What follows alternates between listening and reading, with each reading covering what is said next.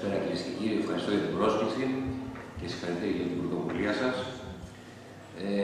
Δεν θα σας διαβάσω την ομιλία μου, γιατί θα νομίζετε ότι την έχω αντιγράψει από τους προηγούμενους που μιλήσαν, γιατί έχω ακριβώς τα ίδια πράγματα να πω. Αυτό τουλάχιστον είναι ευχάριστο.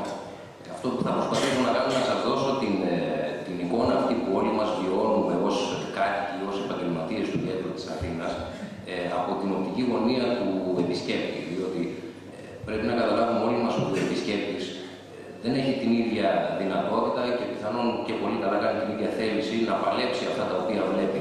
Πολύ απλά δεν θα ξανάρθει. Και αυτό είναι το πλήγμα το οποίο θα έχουμε όλοι, διότι δεν έχει κανένα λόγο σήμερα ο ανταγωνισμός. Να είστε σίγουροι ότι οι υπόλοιπες πόλεις της Ευρώπης είναι σε πολύ καλύτερο επίπεδο από εμάς όσον αφορά τις υποδομές τους, την καθαριότητα, την πάταξη των όλων αυτών τα οποία έχουν προαναφερθεί στις ομιλίες. Εγώ θέλω να σας πω ότι στην περιοχή του κέντρου δραστηριοποιούνται περίπου 250 ξενοδοχεία μέλη της Ένωσης, από τα 500 περίπου τα οποία είναι στην Αττική γενικώς. Αυτά αντιστοιχούν σε 24.000 κλίνες και επειδή η δραστηριοποίηση των ξενοδόχων της Αττικής από τη φύση τους είναι 12μηνη, αυτό σημαίνει περίπου τα 2,5 εκατομμύρια επισκέπτες ετησίως. Στη μελέτη την οποία κάνουμε ετησίως έχουμε δει από τα ερωτηματολόγια, φέτος είχαμε 3.000 ερωτηματολόγια στη μελέτη των επισκεπτών της Αττικής, δαπανούν περίπου 175 ευρώ την ημέρα, εκτός από την δαπάνη για το ξενοδοχείο. Αν το πολλαπλασιάσει κανείς επί 2,5 εκατομμύρια, καταλαβαίνει τα μεγέθη για τα οποία μιλάμε. Βέβαια, εκεί συμπεριλαμβάνονται και μέσα μαζικής μεταφοράς, ταξί, εστίαση κτλ. Είναι όμως λεφτά τα οποία σιγά σιγά αρχίζουν και φεύγουν από την πόλη. Όπως σας είπα προηγουμένως, ο επισκέπτης θα έρθει μία φορά, συζητούσα προηγουμένως με τον συνάδελφο τον κύριο Ζήση έξω, είναι καθημερινά τα φαινόμενα τα οποία έχουμε πελατών οι οποίοι μένουν χωρίς κάρτες, χωρίς διαβατηρία, τους οποίους ληστεύουν, για να μην πω και παραπάνω. Πιστεύω όμως ότι θα πρέπει και στα πλαίσια της προσπάθειας που γίνεται σήμερα να προσπαθήσουμε να εστιάσουμε στα αρνητικά προκειμένου να τα λύσουμε.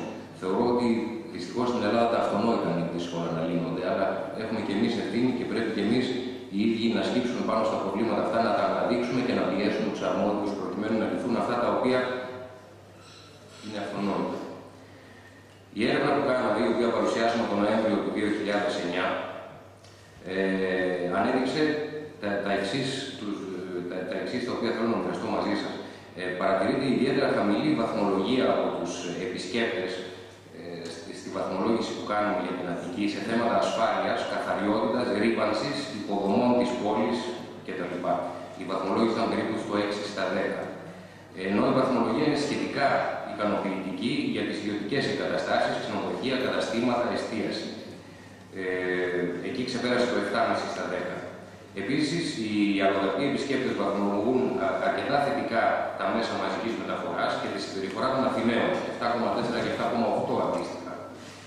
Ακόμα αξιοσημείωτη είναι η χαμηλή αξιολόγηση του παράγοντα value for money, 7,2 στα ξενοδοχεία και λιγότερο από 7 για όλα τα υπόλοιπα. Τα συμπεράσματα της φετινής έρευνας δεν διαφέρουν ιδιαίτερα από αυτά των προηγούμενων ετών. Δηλαδή, βλέπουμε δυστυχώς μια στασιμότητα τα τελευταία χρόνια και μπορώ να πω και μια καθοδική πορεία. Αυτό το οποίο στεναχωρεί όλους και πιστεύω όχι μόνο τους ξενοδόχους, είναι ότι έχουμε αποδείξει σαν πόλη ότι μπορούμε να τα καταφέρουμε. Και το ερώτημα είναι πολύ απλό. Πού είναι η Αθήνα του Αυγούστου του 2004?